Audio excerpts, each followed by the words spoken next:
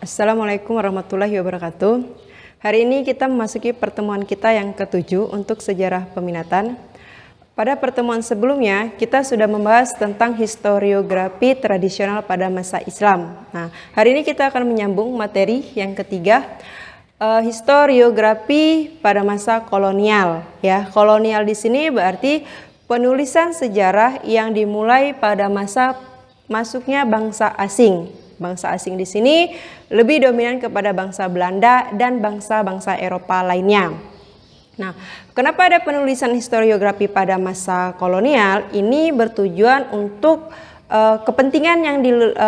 kepentingan bangsa Belanda atau bangsa Barat untuk mengukuhkan kekuasaan mereka atas tanah jajahannya.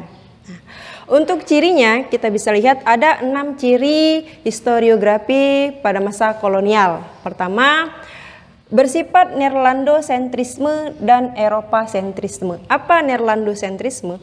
Nerlandosentrisme ini artinya penulisan pada masa kolonial ini melihat dari sudut pandang dan kepentingan orang-orang Belanda dan orang-orang Eropa, ya. Tidak memikirkan kepentingan rakyat pribumi sebagai bangsa yang dijajah. Nah, kemudian yang kedua bersifat mitologis. Nah, mitologis di sini tidak sama seperti mitologis pada masa tradisional.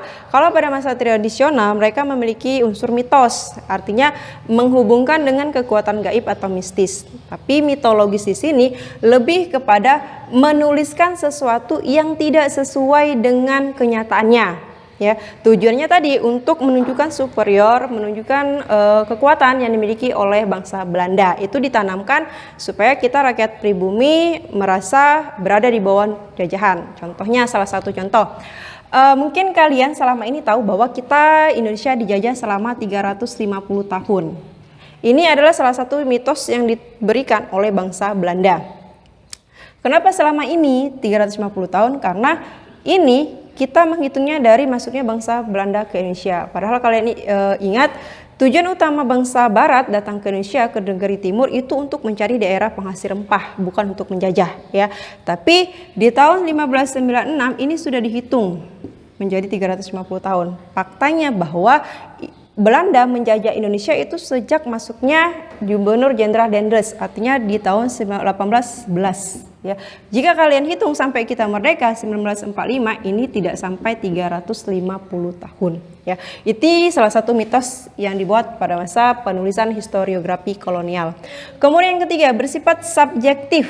Nah, dalam penulisan sejarah unsur subjektif ini tidak boleh. Tapi pada masa historiografi kolonial mereka memasukkan unsur subjektif. Di mana unsur subjektifnya?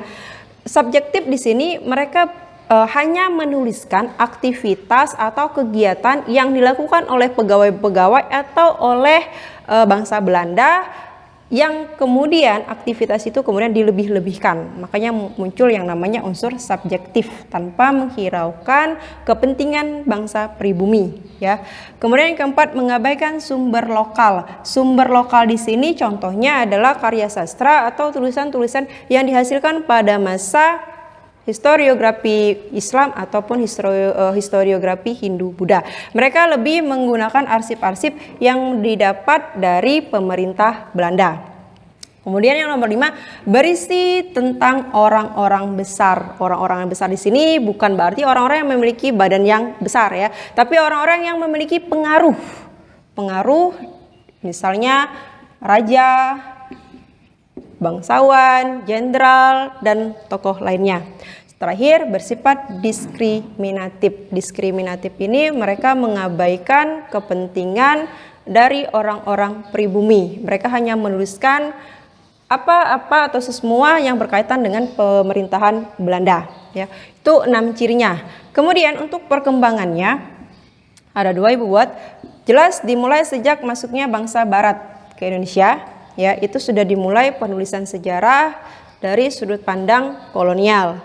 Kemudian kita pernah dijajah oleh Inggris sebentar. Nah, saat dijajah oleh Inggris di tahun 1811 ada salah satu karya sastra yang sangat berpengaruh sampai sekarang, karya Gubernur Jenderal Inggris Thomas Stamford Raffles berjudul History of Java. Buku ini sangat berpengaruh, bahkan sampai sekarang masih diterbitkan. Jika kalian ke toko buku, ini biasanya ada sampulnya warna putih tebal ya.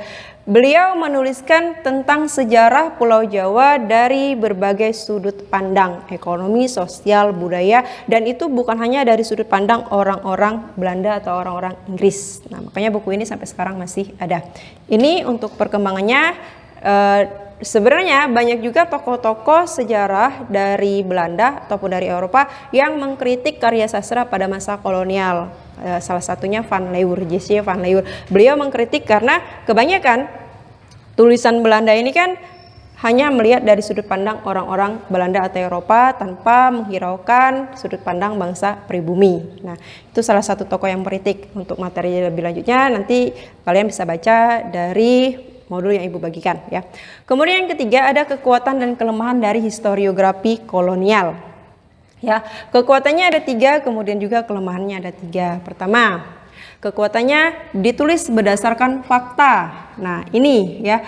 Pada historiografi kolonial, mereka sudah menuliskan berdasarkan penelitian terlebih dahulu ya. Tapi walaupun berdasarkan fakta, jika kita atau sejarawan Indonesia mau menggunakan sumber dari historiografi kolonial, kita harus melihat dulu, benar-benar diteliti, jangan sampai nanti kita terpengaruh pada unsur yang pertama tadi, Neerlando-sentrisme sudut pandangnya. Jadi benar-benar diteliti baru kemudian bisa digunakan kembali. Kemudian yang kedua, sumber kolonial yang disimpan itu banyak sekali di Belanda.